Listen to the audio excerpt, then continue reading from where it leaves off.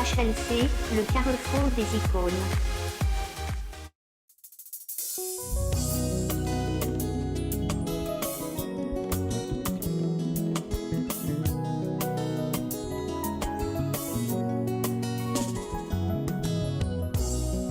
Ils te feront la guerre, ils me feront la guerre, ça je sais. Mais à cause du nom de Jésus, mon Dieu, oh, je serai toujours vainqueur, toujours. Je serai toujours la tête et non la queue. Seigneur, mon Dieu, alors que les portes de l'enfer sont grandement ouvertes, et nous avons sur la terre toutes sortes d'esprits qui circulent. Bonjour et bienvenue à notre émission HLC. Quelle joie de vous retrouver encore une fois. Aujourd'hui, nous allons parler d'un thème que j'aime beaucoup. Nous allons parler de la foi. Et pour cela, j'ai l'honneur de recevoir sur notre plateau un invité spécial. Cet invité n'est autre que M. Akoli Emar, membre ou fidèle de l'église Centre évangélique Vie restaurée. Sans plus tarder, je vais accorder la parole à notre cher frère afin qu'il se présente lui-même avant. Bonjour mon frère. Bonjour. Pouvez-vous vous présenter à l'endroit de tous ceux qui nous suivent ? Alors, je suis Monsieur Emar Akoli, membre de l'église Centre évangélique Vie restaurée de Ngoyo, Pointe-Noire, et je suis très honoré par votre invitation. Le plaisir est partagé. Merci beaucoup. Et tout cela est dans le but d'édifier le peuple de Dieu. Exactement. Aujourd'hui, nous allons parler d'un sujet très capital sur la foi chrétienne. Avant de rentrer dans le vif de notre sujet, pouvez-vous nous dire comment définissez-vous la foi ? Alors, la foi est quelque chose de fondamental. Étymologiquement, ce mot se définit comme étant la confiance en quelqu'un ou en quelque chose. Alors, la foi est une loi universelle, c'est-à-dire qu'elle s'applique aux chrétiens comme aux païens. C'est-à-dire que si vous faites quelque chose et que vous croyez pas en ce que vous faites, la chose n'aboutira pas. Et donc, d'un point de vue biblique, la foi se définit notamment dans Hébreux 11 au verset 1 comme étant la ferme assurance aux choses qu'on espère et une démonstration de celles qu'on ne voit pas. Alors, dans ce passage biblique, nous avons deux parties. Une première partie qui parle de l'espérance et l'autre partie qui parle de démonstration. Alors, l'espérance, c'est quelque chose qui est au futur. Et on aura l'impression que la foi, c'est quelque chose qui se passe dans le futur. Bon, c'est ce qui est totalement faux. Parce que la foi, ici, il s'agit de ramener ce qui est dans le futur, dans le présent. Et donc, c'est pourquoi le Seigneur Jésus-Christ disait encore dans Marc 11, 24, c'est pourquoi je vous dis, tout ce que vous demanderez en priant, croyez que vous l'avez déjà reçu et vous le verrez s'accomplir.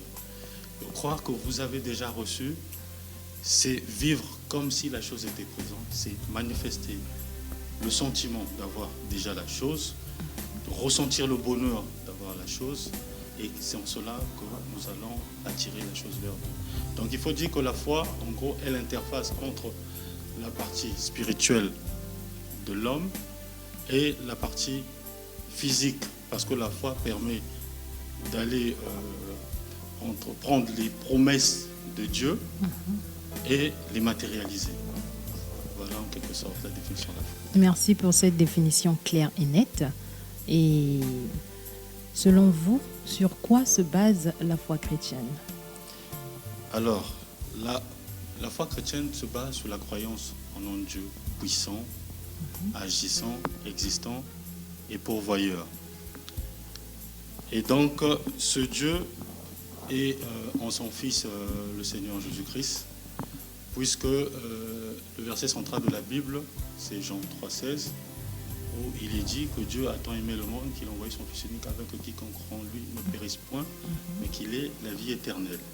Et donc, c'est en cela que nous sommes sauvés, notamment au travers de Galates plutôt 3, 26, où il est dit « Car vous êtes tous fils de Dieu par la foi en Jésus-Christ ». Donc c'est en croyant en Jésus-Christ que nous avons la foi. Tout à l'heure, en définissant la foi, vous avez dit elle consiste à prendre ce qui est immatériel et à le ramener dans un présent. Selon vous, quel rôle peut jouer la foi dans notre vie? Alors, la foi est quelque chose de très important dans notre vie parce qu'elle peut se révéler à plusieurs niveaux dans notre vie. Notamment les sources de salut, ce qui est dit dans Éphésiens 2:8. Il est dit que c'est par la grâce que vous êtes sauvés par le moyen de la foi. Et elle est également source de vie, notamment dans Romains 1:17, où il est dit que le juste vivra par la foi. Et elle est également source de guérison, notamment dans Jacques 5:15, où il est dit que la prière de foi sauvera le malade. Et donc voilà les différents rôles que peut jouer la foi dans notre vie. Alors, c'est vrai, nous parlons de la foi chrétienne, mais en général, en quoi ou en qui devons-nous avoir confiance? Vous avez dit que la foi ne se limite pas seulement sur le plan chrétien. Et pouvez-vous nous éclaircir un peu dans notre vie au quotidien, en quoi et en qui devons-nous avoir la foi? Voilà. Donc pour nous les chrétiens, puisque je suis moi-même chrétien, la foi, notre foi, nous devons la mettre dans le Seigneur Jésus-Christ et dans sa parole, puisqu'il est dit dans Jean 1:1 qu'au commencement était la parole était avec Dieu, la parole était Dieu. Donc c'est en mettant notre confiance dans la parole de Dieu que nous avons la foi, parce que nous ne devons pas perdre de vue que nous sommes des êtres spirituels et nous ne devons pas laisser notamment les 5 sens prédominer dans notre vie, parce que ce que nous voyons n'est pas forcément la vérité. La réalité est que, vous êtes par exemple quelqu'un de malade ou quelqu'un de pauvre, mais la vérité que Dieu a dit que vous êtes, en croyant en lui, que vous êtes sauvé et que vous serez guéri. Donc nous ne devons pas laisser les 5 sens du corps avoir le dessus sur nous. Notamment ce qui est dit dans Nombre 23:19, où Dieu dit qu'il n'est pas un homme pour mentir, ni le fils d'un homme pour se repentir. Et ce qu'il a dit dans sa parole, il accomplira. Donc nous devons avoir foi en la parole de Dieu. D'accord. Tout à l'heure, vous avez dit que la foi était source de guérison, était source de vie. En se basant sur cela, on aimerait savoir qu'adviendra-t-il à ceux qui n'ont pas la foi? D'accord. Donc, celui qui n'a pas la foi, ça veut dire qu'il ne croit même pas en un Dieu puissant, agissant, existant. Ça veut dire qu'il ne croit même pas en l'existence divine. Et donc, c'est quelqu'un qui ne peut plaire à Dieu. Puisqu'il est dit dans Hébreux 11:6, or sans la foi, il est impossible de lui être agréable. Parce qu'il faut que celui qui s'approche de Dieu croit que Dieu existe et qu'il est le rémunérateur de ceux qui le cherchent. Donc, quelqu'un qui n'a pas la foi, il ne croit même pas que Dieu existe. Donc, Dieu ne peut même pas agir dans sa vie. La foi est source de vie, source de guérison.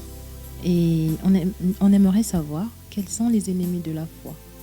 Parce qu'il faudrait qu'on connaisse quels sont les ennemis afin de pouvoir grandir ou afin de pouvoir nourrir notre foi. Selon vous, quels sont les ennemis de la foi chrétienne? Alors, les ennemis de la foi chrétienne, ici nous avons ce que j'appellerais les émotions négatives. Donc nous avons le doute, la peur, les inquiétudes et le découragement par exemple. Je vais argumenté cela, par exemple, dans le passage de Matthieu 14, au verset 31, où Pierre, ayant vu Jésus marcher sur les eaux,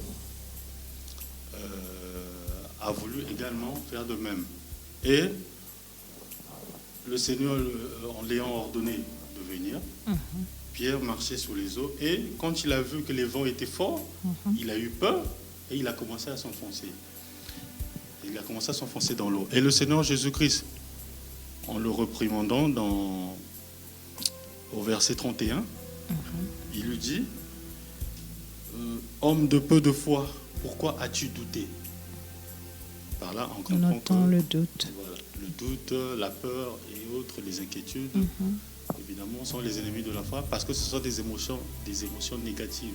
Elles nous empêchent d'accéder à la gloire de Dieu. À la gloire et autres. Ok, d'accord. Et quelles sont les récompenses de la foi, selon la Bible?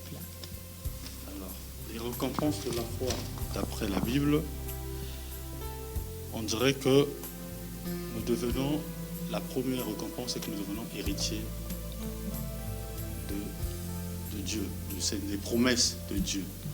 Et c'est ce qui est dit dans Romains 4, 16, où il est dit que c'est pourquoi les héritiers le sont par la foi. Et de même, nous triomphons aussi sur toute la puissance de l'ennemi. Et c'est ce qu'il est dit dans 2 Timothée 4, 7, où il est dit, j'ai combattu le bon combat, j'ai achevé la course, j'ai gardé la foi. Au verset 8, il dit, désormais, la couronne de justice m'est réservée. Donc on comprend par là que lorsque nous gardons la foi, nous triomphons sur les combats, sur les épreuves et sur toute la puissance de l'ennemi. Merci beaucoup, mon frère. Nous avons fait un peu le tour pour édifier le peuple de Dieu. Et malheureusement, le temps nous fait défaut. Nous sommes déjà à la fin. Les bonnes choses ne durent pas, mais nous sommes déjà à la fin de notre émission. Pour conclure, pourriez-vous nous dire comment grandir dans la foi? Alors, nous grandissons dans la foi en restant auprès du Maître. C'est-à-dire en lisant continuellement la parole de Dieu, en méditant et en écoutant sa parole. Puisqu'il est dit dans Romains 10, 17, ainsi la foi vient de ce que l'on entend et ce que l'on entend vient de la parole de Dieu. Donc, il faut continuellement lire cette parole pour croître spirituellement et booster sa foi. Et de même, il ne faut pas se limiter qu'à ça. Puisque plus loin dans Jacques 2, au verset 17, il est dit qu'une foi sans les œuvres est une foi morte. Donc, nous devons pratiquer la foi en menant des actions. C'est en cela que nous triomphons dans tout ce que nous entreprenons ici sur Terre. Merci beaucoup pour tous ces détails très, très instructifs. Nous vous remercions pour votre temps. Nous vous remercions pour votre présence ici aujourd'hui. Et nous espérons vous recevoir encore une fois prochainement. Merci beaucoup. Bien de choses à vous. C'est moi qui vous remercie. Merci.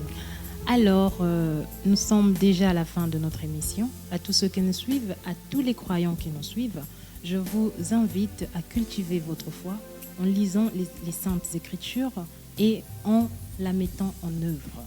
Nous vous remercions pour votre fidélité. Nous vous invitons à partager et à aimer notre page, à aimer nos vidéos, partager afin de partager la bonne nouvelle avec vos amis et cela pourra sauver des vies. Nous remercions l'équipe technique qui a été assurée par Madame Claude Ngimbi qui a été à la lumière. Un grand merci à Monsieur Hermès Lepro qui a été à la caméra, au son, à la réalisation et au montage. À vous tous, bien de choses et à très bientôt.